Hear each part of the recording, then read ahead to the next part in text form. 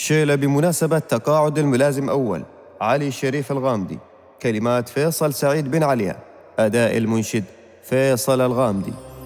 مبروك هذا التقاعد يا علي بن شريف، رجال حال حيل عن درب الوفا ما تصيف، كريم ومقدر ولنت بجبان وضعيف، شريفك أدوان يالله جعل عمره طويل، هو مركز الجود والقاله وعنوانهم.